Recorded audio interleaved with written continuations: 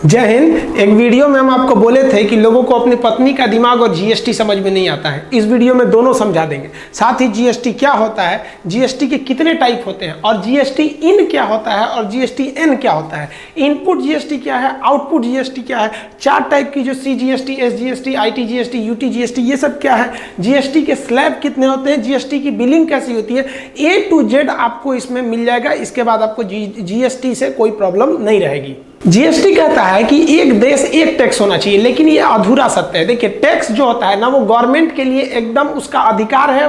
Government के पास पैसे का एक ही स्रोत है, जो मेन सोर्स है वो टैक्स है। और टैक्स 2 तरह से होता है, एक डायरेक्ट टैक्स जो आदमी से ले लिया जाता है, व्यक्ति से, और एक इनडायरेक्ट टैक्स होता है जो किसी चीज के खरीद बिक्री पर लगता है। तो इनडायरेक्ट टैक्स भी कई तरह के होते थे। कस्टम ड्यूटी होती थी, कोई विदेश से सामान मंगा दिए तो excise duty, service tax, sale tax, VAT, जिसमें वैट बहुत ज्यादा फेमस था। तो ये इनडायरेक्ट टैक्स जो है, यहाँ तो आपको 4-5 दिखा रहे हैं, ऐसे 17 टैक्स। तो इन 17 टैक्सों को आपस में मर्ज कर दिया गया, और जो ये इनडायरेक्ट टैक्स था, इनडायरेक्ट टैक्स को खत्म करके इसी के जगह पे लाया गया जीएसटी। तो जीएसटी भी क्या होगा, एक इनडायरेक्ट टैक्स होगा। तो आप बताइए, क्या ये वन नेशन वन टैक्स हुआ? ये तो केवल इनडायरेक्ट टैक्स को घटाया। डायरेक्ट टैक्स में कोई भी बदलाव नहीं है।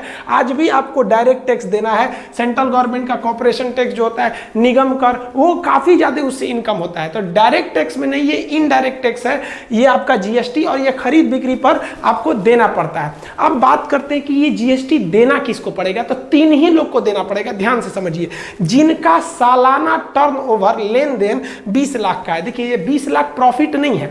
मान लीजिए कि हमने कभी 20 लाख का माल मंगाए और 20 लाख के सामान को बेचे और हमको 21 लाख हुआ, तब तो हमारा तो लेन देन ही वाला ही 20 लाख हो गया। अब आपको कितना प्रॉफिट हो रहा है इससे मतलब नहीं है। आप 20 लाख वाले कैटेगरी में आ गए, आपको अब जीएसटी भरना पड़ेगा, पहला। दूसरा कि अगर आप एक राज्य से दूसरे राज्य में 1 रुपया का भी सामान का व्यापार करिएगा ना, तो वहां आपको जीएसटी लग जाएगा। वहां ये 20 लाख वाला हिसाब भूल जाइएगा। उसके बाद एक और चीज होता है, ऑनलाइन। अगर आप ई कॉमर्स करते हैं ऑनलाइन, चाहे वो 10 रुपए का भी होगा तो आपको जीएसटी लगेगा। जोमेटो को देखिएगा, 50 रुपए का भी सामान मंगाएंगे तो उसमें जीएसटी लगेगा। ये 20 लाख का जो रेशियो है, ये पहाड़ी क्षेत्र जैसे अरुणाचल प्रदेश वगैरह, वहां 20 लाख के बिजनेस का मतलब बहुत बड़ा दुकान हो जाएगा। तो वहां पहाड़ी एरिया में जनसंख्या कम होती है, तो वहां पर कुछ पहाड़ी वाला एरिया, वहां ये इसकी कैटेगरी 10 लाख ही रखी गई है। तो वो स्पेशल केस है, जनरल नहीं है। ये 3 लोग को आपको जीएसटी लेना पड़ेगा। अब किसी की छोटी दुकान है, होटल वगैरह है, 20 लाख चलता नहीं है, तो वो क्या लिए जीएसटी लेगा। जीएसटी पर इतना बवाल क्यों हो गया था? क्योंकि जीएसटी की टोटल 4 टाइप है, और लोगों को लग गया कि हमको चारों का चारों टाइप देना है। गलत है, आपको केवल 2 टाइप का जीएसटी देखना है। देखिए, जीएसटी जो है ना, सीजीएसटी, एसजीएसटी, यूटीजीएसटी और आईजीएसटी। अब इसका सीजीएसटी का मतलब क्या होता है, सेंट्रल जीएसटी। एस का मतलब क्या होता है, स्टेट गवर्नमेंट ले जाएगी। यूटी का मतलब होता है केंद्र शासित, यूनियन टेरिटरी का जीएसटी है। उनको भी तो भैया दिल्ली गवर्नमेंट को पैसा कहां से आता है, स्टेट तो है नहीं दिल्ली, दिल्ली क्या यूटी, तो यूटी जीएसटी से उनका पैसा आता है। और इंटीग्रेटेड जीएसटी यानी आईजीएसटी, मतलब एक राज्य से दूसरे राज्य में ले जाएंगे तब। एक एक करके समझिए। मान लिया कि आप सेम स्टेट में कोई बिजनेस कर रहे हैं, जैसे मान लिया कि आप बिहार में हैं, तो बिहार में ही आपका लेन देन है, तो आप सेम स्टेट में आएंगे ना, तो आपको कोई 2 ही टैक्स देना पड़ेगा। एक सीजीएसटी देना पड़ेगा हर हाल में, और एक एसजीएसटी देना पड़ेगा। मान लिया कि कोई सामान है जिस पर 18% टैक्स है, तो लोगों को टेंशन क्या लगा था कि सोचो 18% टैक्स है, सेंट्रल जीएसटी यानी सीजीएसटी 18%, एसजीएसटी 18%, फिर यूटी 18%, इंटीग्रेटेड 18 करके पगला गए लोग। भाई साहब बचेगा क्या मेरा? गलत है भाई साहब, आपको कोई 2 ही देना है। कौन देना है? सीजीएसटी, ये सेंट्रल गवर्नमेंट ले जाएगी, क्योंकि सेंट्रल का हिस्सा, भाई सेंट्रल का हिस्सा तो पूरा हिंदुस्तान ही है, वो सेंट्रल के अधीन आएगा। आप चाहे बिहार में रहिए चाहे केरला में रहिए, तो सीजीएसटी ले जाएगा। अब बचेगा स्टेट, तो आप किस स्टेट में, अभी हमने बोला एग्जांपल में बिहार, तो बिहार ले जाएगी। अब बात लोग कहां कंफ्यूज हो गए कि 18% सेंट्रल गवर्नमेंट ले जाएगी, 18% बिहार गवर्नमेंट ले जाएगी, ससुरा हो जाएगा 36%। गलत बात है भाई, 18% टोटल जीएसटी है, जिसमें से 9% सेंट्रल जीएसटी लेगा और 9% स्टेट जीएसटी लेगा। तो लोगों को इतना भयंकर कंफ्यूजन था, लोगों ने तो 4 गुना सोच लिया था, इसलिए विरोध करने लगे। जैसे यहां पर एक बिल है, अब आप इस बिल में अगर आप ध्यान से देखिएगा तो यहां देखिए, आपको यहां स्पष्ट लिखा है कि जीएसटी 18% है। अब ये 18% आया है 25 रुपया, लेकिन उसी को नीचे स्पष्ट लिख दिया है कि इसमें एसजीएसटी 9% है और सीजीएसटी 9%, यानी 9 जोड़कर 18 होता है। ऐसा नहीं है कि 18% CGST भी और 18% SGST भी, तो अब तो 36% हो जाएगा। ये हर एक स्टेट में यही रूल लगता है। अब गुजरात में भी क्या होगा भैया, गुजरात का भी एरिया तो किसके अंडर में है, सेंट्रल गवर्नमेंट के है, तो CGST लेगा और गुजरात अपना SGST ले जाएगा। लेकिन वैसे राज्य जो यूनियन टेरिटरी है, केंद्र शासित, जैसे जम्मू कश्मीर, लद्दाख, पांडिचेरी, दिल्ली, तो दिल्ली क्या है, वो स्टेट है ही नहीं है। तो बस आपको कुछ नहीं करना है, स्टेट के जगह आपको यूनियन टेरिटरी लिख देना है। अब दिल्ली भी जो है वो तो सेंट्रल गवर्नमेंट के अंदर है ना जी, तो दिल्ली वाला में भी अगर आप दिल्ली में सामान बेच रहे हैं तो सेंट्रल गवर्नमेंट के अंडर में आएंगे, तो दिल्ली भी आपसे क्या लेगा, आपसे सेंट्रल गवर्नमेंट लेगी CGST, और दिल्ली SGST तो ले ही नहीं सकता क्योंकि वो स्टेट तो है ही नहीं है। दिल्ली जो है वो यूनियन टेरिटरी है, तो केवल यहां शब्द का फेर है। दिल्ली कहेगा कि भैया हमारा UTGST दो, तो जो UTGST है वो सेम टू सेम SGST है। अगर पूरा कंप्लीट स्टेट है तो SGST, केंद्र शासित है तो UTGST। ये स्टेट और UT क्यों होता है ये हम आपको पॉलिटी में पढ़ाएंगे। और यहां भी वही होगा कि अगर 18% टोटल GST है तो 9% CGST और 9% UTGST लेगा। अब बात कर लेते हैं कि अगर एक राज्य से दूसरे राज्य में सामान चला गया तब, तो उसे कहते हैं IGST, यानी इंटीग्रेटेड GST। इंटीग्रेटेड GST तभी लगेगा जब एक राज्य से दूसरे राज्य में आपका सामान जाएगा तब, अदरवाइज नहीं लग सकता। अब यहां एक कंफ्यूजन सबसे बड़ा, जैसे कि मान लिया कि कोई सामान राजस्थान में बन रहा है और वो चला आया आपका बिकने के लिए उत्तर प्रदेश UP में चला आया, तो होता क्या है कि भाई राजस्थान भी तो सेंट्रल गवर्नमेंट के अंदर है और यूपी भी सेंट्रल गवर्नमेंट यानी केंद्र देश के तो अंदर ही है, सेंट्रल गवर्नमेंट के अंदर, तो CGST लेने में तो कोई प्रॉब्लम नहीं। लेकिन यहाँ दोनों राज्य झगड़ा कर लेगा, राजस्थान कहेगा कि टैक्स हम लेंगे, यूपी कहेगा कि हम लेंगे, दोनों में हो जाएगा बवाल। तो इसलिए कह दिया जाता है कि भैया एक काम करते हैं, यहाँ पर राजस्थान को तो प्रॉफिट इस बात का है कि कंपनी उसके कारखाना वहां लगाया, वहां से बिक के आया है, और यूपी कहेगा कि भाई मेरे यहां लगा है, हमको फायदा होना चाहिए। यही हो गया झमेला। तब यहां लगा दिया जाता है, कहा जाता है कि ना भैया CGST भी नहीं लगेगा, SGST भी नहीं लगेगा, UT भी नहीं लगेगा, सीधे लगेगा integrated GST IGST। Integrated GST actual में CGST और SGST का ही एक संयोग है। इसमें क्या करेगी सेंट्रल गवर्नमेंट, कहेगी कि भैया जो 18% GST ना सीधे तुम राजस्थान हमको दो। अब वो GST कौन लेके चल जाएगा, सेंट्रल गवर्नमेंट। सेंट्रल गवर्नमेंट उस 18% में से 9% अपना रख लेगा। उसके बाद देखेगा कि सामानवा बिका कहां पर है, मेन डेस्टिनेशन कहां है, यूपी, तो यूपी को 9% दे देगा। लो, राजस्थान सरकार मुंह देखेगी टुकुर टुकुर से, जरा हमको ना दिया। इसीलिए IGST को डेस्टिनेशन GST भी कहते हैं, क्योंकि ये वहीं लगता है जहां सामान का असली गंतव्य यानी डेस्टिनेशन है। इससे फायदा क्या हुआ, देखिए राजस्थान को फायदा ये हुआ कि वहां सामान बना था, उसे रोजगार मिल गया, और यूपी को फायदा ये हुआ कि सामान अल्टीमेट यहां बिकने आया था, इसलिए इसको टैक्स मिल गया। पहले ये व्यवस्था नहीं थी। अब हम आपसे एग्जांपल लेते हैं, कोई सामान दिल्ली में बना तो दिल्ली में जैसे बन के दिल्ली में बिकेगा तो एक तो ले जाएगा CGST, और दिल्ली चूंकि यूनियन टेरिटरी इसलिए दिल्ली में ही बिक गया तो वहां लग गया UTGST। लेकिन दिल्ली में बनकर, जैसे मेरा ये जो पैनल जो हम पढ़ा रहे हैं इसमें, इसका मैन्युफैक्चरिंग यूपी के नोएडा में हुआ, ठीक है, तो नोएडा में हुआ तो नोएडा तो यूपी में आ जाता है, तो नोएडा में जैसे हुआ तो नोएडा में होने की वजह से वहां लगेगा CGST सेंट्रल गवर्नमेंट। लेकिन हम इसको यूपी से उठा के बिहार के पटना लेते हैं, ले भाई, तो अब जैसे पटना ले गए तब क्या हो जाएगा, IGST इंटीग्रेटेड GST। इसमें क्या होता है कि इस पर जो टैक्स लगा था उसका सेंट्रल गवर्नमेंट लेगा, और चूंकि ये आया है बिहार में तो कौन ले गया, बिहार सरकार टैक्स ले जाएगी। तो IGST उसी को दिया जाता है जिस राज्य में वो सामान जा रहा है। इससे बहुत ज्यादा फायदा होते हैं। दो फायदा पहले ध्यान से समझिए। पहला कि जिस राज्य के लोग उपभोग कर रहे हैं, जो कंज्यूम कर रहे हैं, उसी राज्य को टैक्स दिया जा रहा है, पहला फायदा। दूसरा फायदा यह है कि अब पूरे कंट्री में एक जैसा टैक्स लगेगा। आप पहले पुराना तरीका समझिए क्या होता था। पहले कोई सामान अगर राजस्थान में बनी है कोई भी चीज, तो उस पर सेंट्रल गवर्नमेंट एक्साइज ड्यूटी लेती थी, एक्साइज ड्यूटी। अभी वही जगह ले लिया है CGST। अब हर राज्य जो थे अपने अपने मर्जी से टैक्स लेते थे। यूपी लेता था 12% से सर्विस टैक्स, तो बिहार लेता था 14%। अब आप बताइए, किसी सामान पर अगर यूपी में 12% टैक्स है तो वही सामान पर अगर बिहार में 14% है तो बिहार में सामान महंगे हो जाएंगे।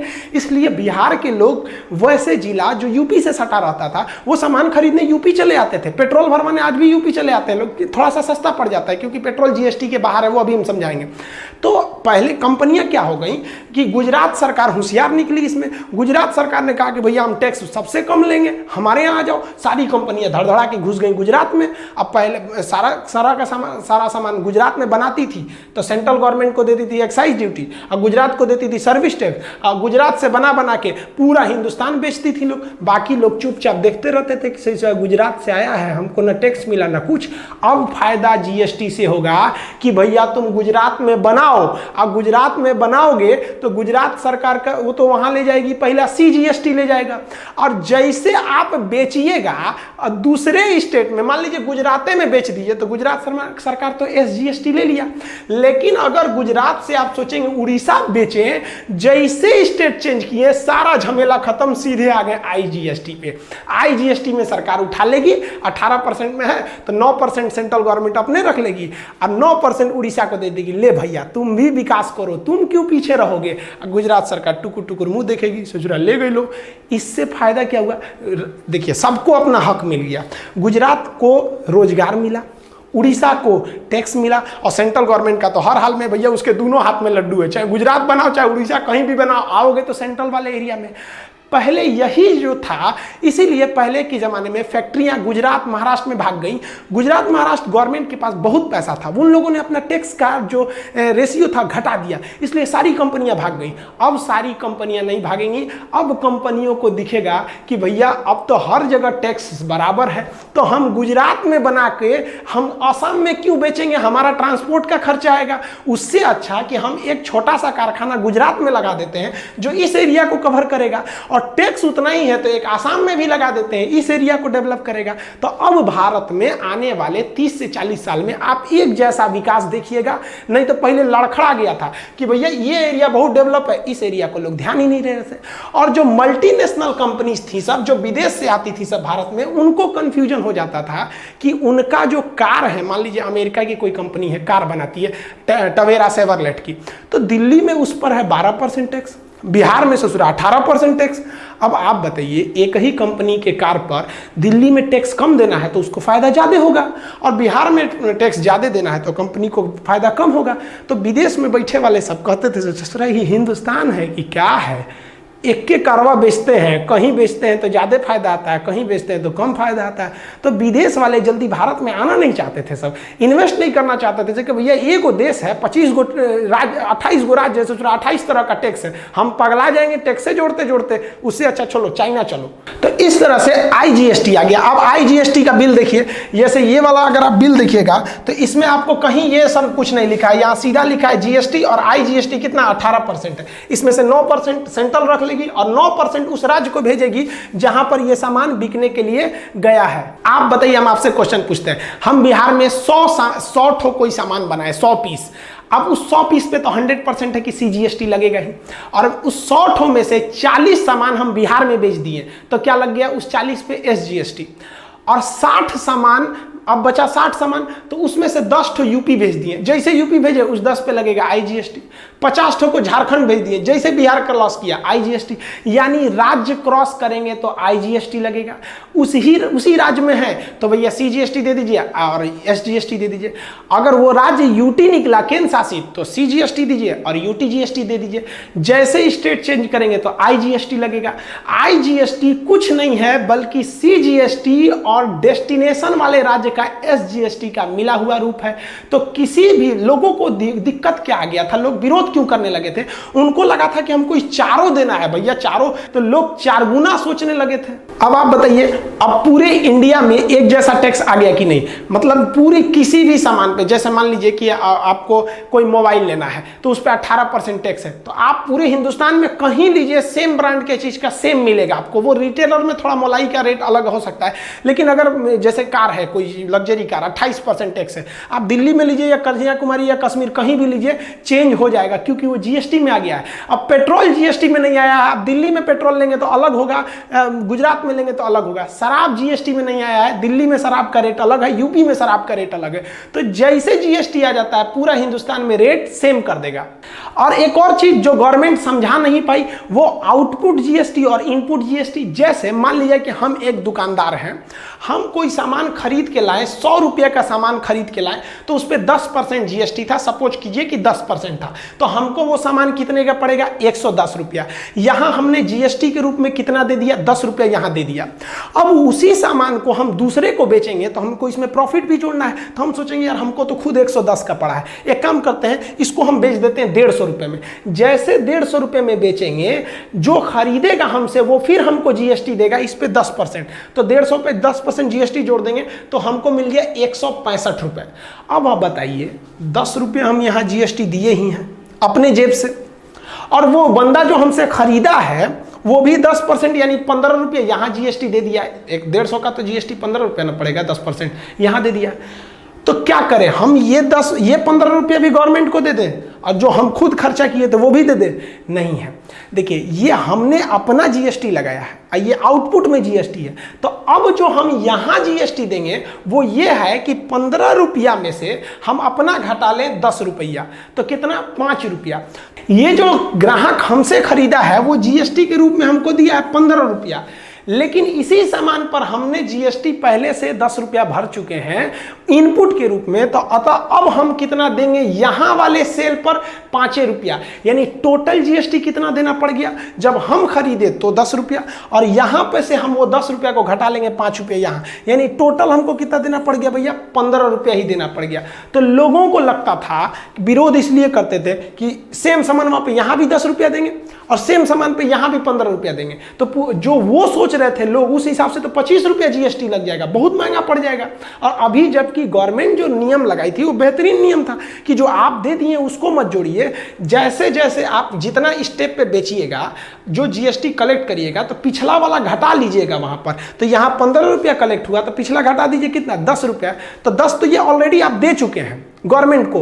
अब ये मान लीजिए कोई सामान खरीदे तुरंत थोड़ी बिक जाता है, 2-3 महीने बाद बिकता है। तो यहाँ जैसे खरीदे 10 रुपया बेच दिए, दे दिए थे, अब 2 महीने बाद जब बेचे तो आपको कलेक्ट हुआ कितना रुपया, 15 रुपया। तो आप 10 वाला घटा लीजिए, बचा कितना, 5, ये भी 5 दे दीजिए। तो टोटल आपने कितना पेमेंट किया, 10 रुपया इनपुट के रूप में, आप 5 रुपया नेट जो अभी दे रहे हैं 15 रुपया। तो आप अपना प्रॉफिट सोचिए, आप 165 में बेचे जबकि आपकी खरीद थी 110, तो 165 में से 110 कर दिए, घटा दिए, तो आपको प्रॉफिट आया 55 रुपये। लेकिन ये नेट प्रॉफिट नहीं है, इसमें अभी आपको 15 रुपया टैक्सवा लौटाना है ये वाला।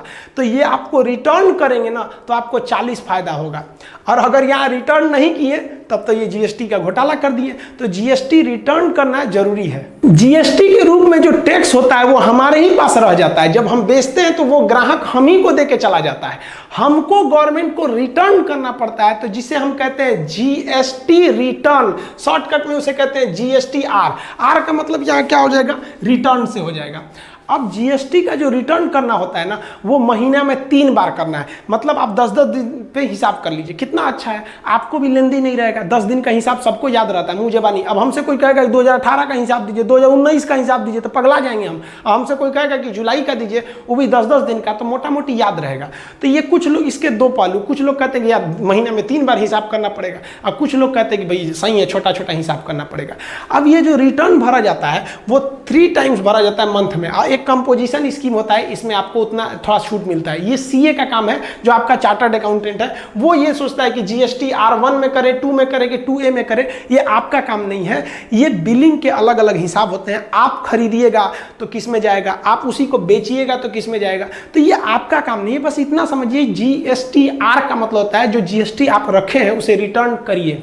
अब जीएसटी के कुछ अलग अलग स्लैब हैं। जैसे कोई दवा खरीद रहा है बेचारा, उसकी जिम्मेदारी, वो दवा नहीं खरीदेगा तो मर जाएगा बेचारा, उसकी बीमारी है, तो उस पर कम टैक्स लीजिए। कोई कार खरीद रहा है, ससुरा ज़्यादा टैक्स लीजिए। कार जिंदगी के लिए ज़रूरी थोड़ी होता, लग्जरियस थिंग है, तो यानी जो ज़रूरी चीज़ है उस पर कम टैक्स, जो पढ़ाई उढ़ाई वाला चीज़ है उसको मीडियम लेवल का टैक्स, और जो ऐशो आराम की चीज़ है हुमच के टैक्स लीजिए। तो उसी को हम लोग कहते हैं जीएसटी के स्लैब। कितने स्लैब है? तो देखिए, एक तो नील स्लैब होता है 0%, वैसी चीज़ जिस पर टैक्स नहीं लगता है, तो वो हो गया 0%। जैसे दूध, आप दूध निकालिए, गाय भैंस जितना रख लीजिए टैक्स नहीं लगेगा। खेती वाला चीज़ है, किसान वगैरह को, उस पर जीएसटी देना ही नहीं है। आपको जितना गेहूँ है, जितना गेहूँ ले जाइए, कोई टैक्स नहीं लगना है इस सब चीज़ों पर। लेकिन जैसे आ जाते हैं, आप चाय पीजिएगा, आप इस 5% वाले में आएंगे तो आप कॉफ़ी लीजिएगा, कोयला खरीदिएगा, पैकेट पनीर खरीदिएगा, न्यूज़पेपर खरीदिएगा, तो ये सब चीज़ पर आपको 5% टैक्स देना है। तो वो वाले पे 0%, इस पे 5%। अब 12% पे कहाँ है? तो और अच्छा चीज़, घी खरीदिएगा, मक्खन खरीदिएगा, मोबाइल खरीदिएगा, बढ़िया बढ़िया चीज़ खरीदिएगा, जूस पीजिएगा, पैकेट वाला जूस नहीं देखते हैं, बड़ी बड़ी कोल्ड ड्रिंक वगैरह वाला, तो लीजिए, वो सब लीजिएगा तो आपको कितना परसेंट लग जाएगा भैया? आपका 12% लग जाएगा।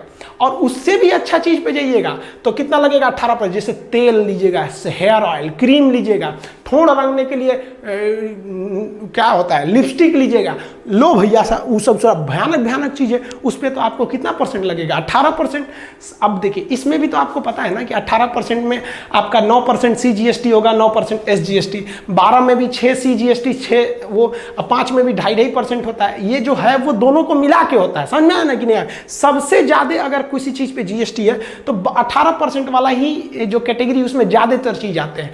टोटल 1200 से ज़्यादा आइटम GST में आते हैं। क्या पॉसिबल है एक वीडियो में हम 1200 आइटम आपको गिनवा सके? मोटा मोटी समझाते हैं। अब आप बताइए, जो आपका कार है, सीमेंट है, या फिर जो आपका परफ्यूम है, कंडीशनर है, ये जो लग्जरियस थिंग है, मोटरसाइकिल हो गया आपका, ये सब चीज़ जो है, ये सब तो भाई शौकिया चीज़ है।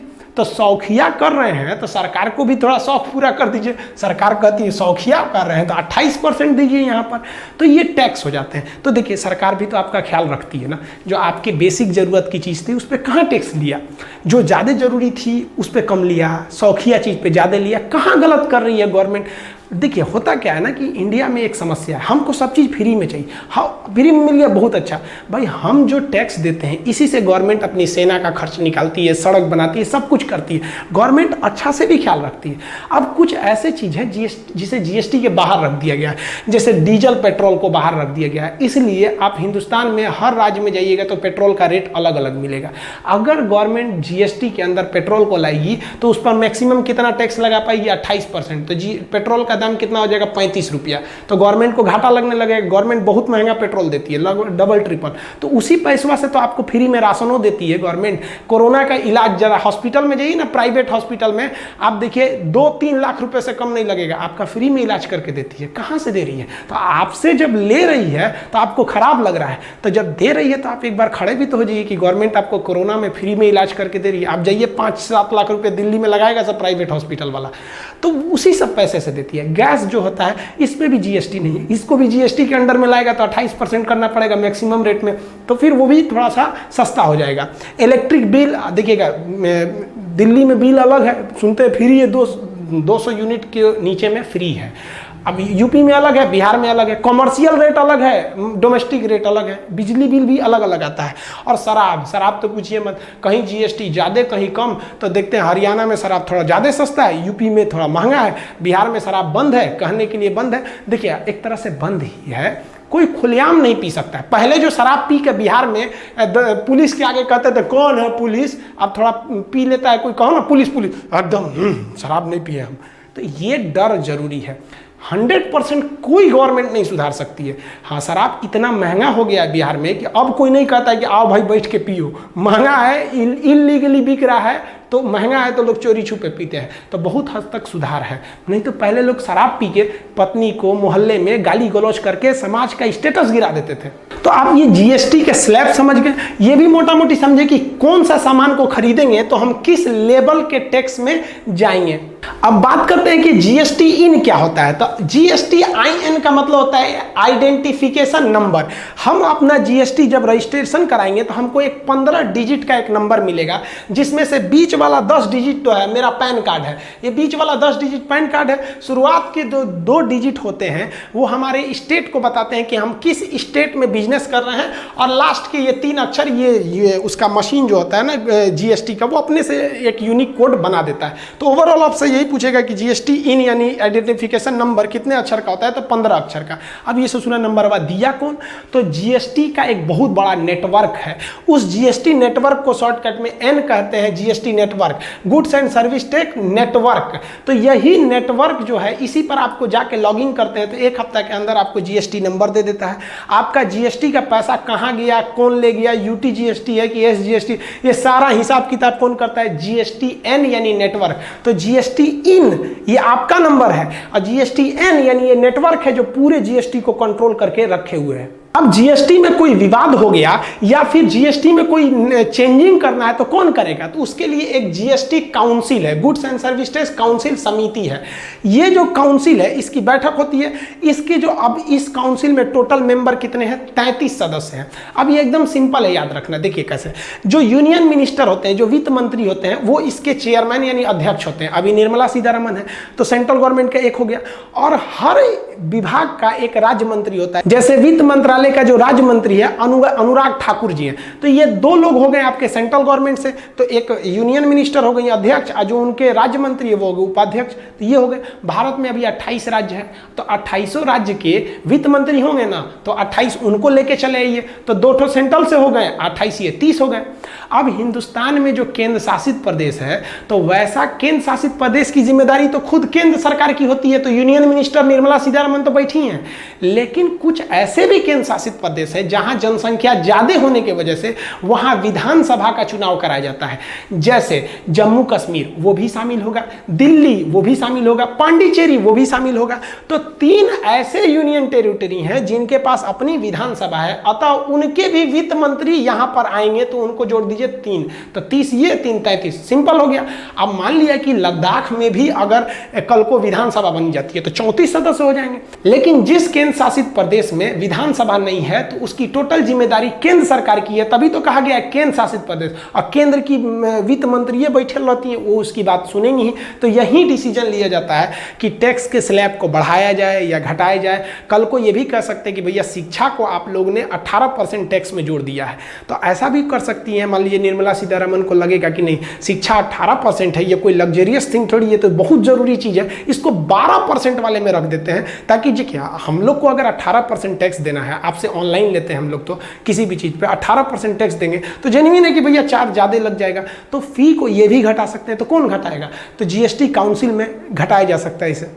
अब कुछ ऐसे चीजें जो मतलब सबको नॉर्मल सबको पता होना चाहिए कि सबसे पहले जीएसटी किस देश ने स्टार्ट किया था, तो 1954 में फ्रांस ने चालू किया था। हम लोग जो जीएसटी फॉलो करते हैं वो कनाडा का मॉडल फॉलो करते हैं, हमारा मॉडल कनाडा का है। किस समिति के सिफारिश पर, तभी केलकर समिति के सिफारिश पर हम लोगों ने जीएसटी लाया। ये जो जीएसटी है इसमें 17 प्रकार के इनडायरेक्ट टैक्सों को शामिल कर लिया गया है जीएसटी में। अगर कोई व्यक्ति जीएसटी का रिटर्न फाइल नहीं करता है, जो हर महीने 3 तो फाइल करना है, तो उसको अगर चोरी कर लिया जीएसटी तो 5 साल का उस पर जेल है।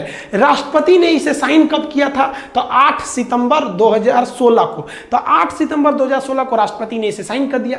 चूंकि इसमें राज्यों के भी हित को रखा गया था, इसलिए संविधान है कि राज्य भी इस पे क्या करेंगे, सहमति देंगे। सबसे पहले कौन से राज्य ने सहमति दिया था, तो असम ने। सबसे बाद में तो जम्मू कश्मीर। इसे लागू कब कर दिया गया, सबको पता है 1 जुलाई 2017 से पूरे देश में ये हमारा जीएसटी लागू हो गया है। जो जीएसटी में मेन संशोधन करना था वो आईजीएसटी को लेना था, क्योंकि एक राज्य से दूसरे राज्य में कानून बनाना मुश्किल हो जाता है। तो कहेगा आईजीएसटी की चर्चा किस अनुच्छेद में, तो याद रखिएगा 269A में है।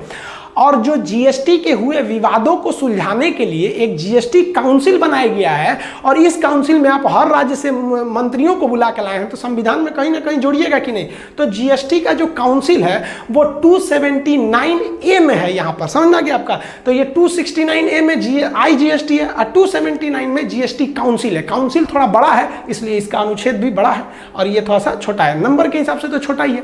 सबसे बड़ा प्रॉब्लम कहां आता है कि ससुरा जो जीएसटी जीएसटी था वो 101वां संशोधन था कि 122वां संशोधन था? तो भाई ये दोनों सही हैं, लेकिन ये दोनों में बहुत बड़ा मिस्ट्री छुपा है, इसको समझिए। सरकार जब भी आती है, जिस भी पार्टी की सरकार आती है, वो कई सारे संशोधन को ले आना चाहती है संसद में, लेकिन जरूरी नहीं कि वो हर नियम को पारित करा ले और सफल हो जाए। बहुत बार विधेयक आता है लेकिन पास नहीं हो पाता है। तो जो विधेयक पारित कराया जाता है, जिसे इंट्रोड्यूस किया जाता है संसद में, उसे कहते हैं बिल। जब उसे लोकसभा, राज्यसभा और राष्ट्रपति फाइनल कर देते हैं, तब वो बनता है आपका अमेंडमेंट, संशोधन हो जाता है। तो कई बार ऐसा होता है कि बिल तो लाया गया लेकिन वो बिल फेल कर गया, पास नहीं हो पाया। तो जो बिल होते हैं इसकी नंबरिंग अलग होती है, और जो पारित हुआ बिल है, जो पास हो गया, सक्सेस हो गया, उसकी नंबरिंग अलग होती है। जैसे कोई बिल को ले आने का हम प्रयास किए, वो 100वें नंबर पर था। जैसे पिछले 75 को सरकार गया है, नेहरू से लेकर आपके मोरारजी देसाई से लेकर अटल बिहारी वाजपेयी, मनमोहन सिंह, कितने लोगों ने किया, तो उसी तरह आज भी चलते हैं। तो मान लिया कि वो 100वां बिल था और यह बिल पारित हो गया, तो पारित होने के बाद वो संशोधन कौन सा हो गया? 100वां संशोधन हो गया।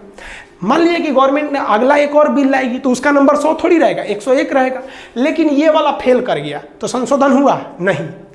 तो अगला कोई दूसरा विधेयक लाई गवर्नमेंट कि ये कोई दूसरा विधेयक लेके आते हैं खेलकूद से संबंधित, वो भी पारित नहीं हो पाया, तो इसका नंबरिंग चलते रहेगा, भले पारित हो या ना हो, नंबरिंग चलेगा। पारित नहीं हो पाया इसलिए संशोधन नहीं हुआ। अब मान लीजिए गवर्नमेंट ने कोई और नियम लगाया कि विदेश से व्यापार करने पे हम कोई नियम लगाते हैं, तो फिर उसका भी सीरियल नहीं आएगा, वो 103 हो जाएगा। यह भी विपक्ष के दबाव के चलते पारित नहीं हो पाया, तो यहाँ भी संशोधन नहीं होगा। एमेंड, ये बिल जो है, आप जिस बिल के माध्यम से प्रयास कर रहे हैं, ये हमेशा काउंटिंग चलती रहेगी, भले वो पारित हो या ना हो। अब पारित हुए वाले का भी काउंटिंग अलग हो जाएगा, तो यहाँ हो गया।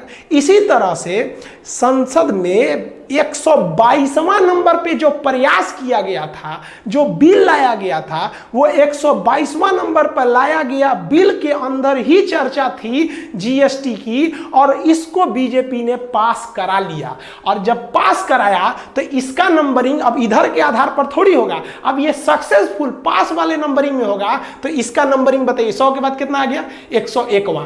तो कहेगा कि जीएसटी पारित कराने वाला बिल कौन सा था? तो वो 122वां नंबर का विधेयक बिल था। और कहेगा कि जीएसटी का जो संशोधन है, यानी सक्सेसफुल संशोधन, संशोधन तभी होगा जब सक्सेस हो जाएगा, तो संशोधन कौन सा था? तो 101वां संशोधन। बिल कौन सा था? तो 122वां बिल था, जो प्रयास में सफल हो गया। याद रखिएगा। अब कुछ लड़का कहता है कि सर दोनों सही है, कुछ कहता है ऑप्शन में जो पहले रहेगा उसको मानना। अरे भाई, क्वेश्चन पढ़िएगा, बिल पूछ रहा है तभी होगा, और संशोधन यानी अमेंडमेंट पूछ रहा है तो ये होगा। तो आप जीएसटी के टोटल टाइप समझ गए, जीएसटी का नंबर वगैरह, बिल कैसा दिखता है, कितने स्लैब होते हैं, जीएसटी एन क्या है, इन क्या है, ये जीएसटी समझ गए। जीएसटी तो समझ गए। अब रही बात पत्नी का दिमाग। भाई ये बहुत बड़ी चीज़ है। हमारा अभी शादी नहीं हुआ है, इंगेजमेंट ही हुआ है। आप लोग का जब इंगेजमेंट होगा ना, तो बहुत ज़्यादा गिफ्ट आएगा, कुछ इधर से कुछ उधर से। तो हमारे लिए एक तो गिफ्ट आया घड़ी, बहुत महंगा। तो हम बोले भाई इतना महंगा भेजने की क्या ज़रूरत है, ये गिफ्ट उठ। तो उधर से लोग भड़क गए, भाई अरे भाई न जाने किसने शुरू किया ये तोहफे को लेने और देने का दस्तूर, गरीब इंसान अब मिलने से कतराता है।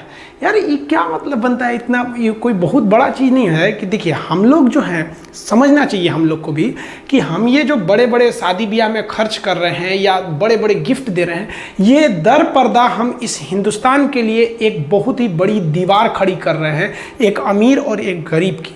देखिए इससे क्या होगा कि अगर हम लोग बड़े बड़े गिफ्ट देंगे उन अपने में, तो एक गरीब इंसान कहाँ से दे पाएगा? तो उसे अपना रिश्ता थोड़ा कमज़ोर लगने लगेगा। इसमें उसकी क्या गलती है?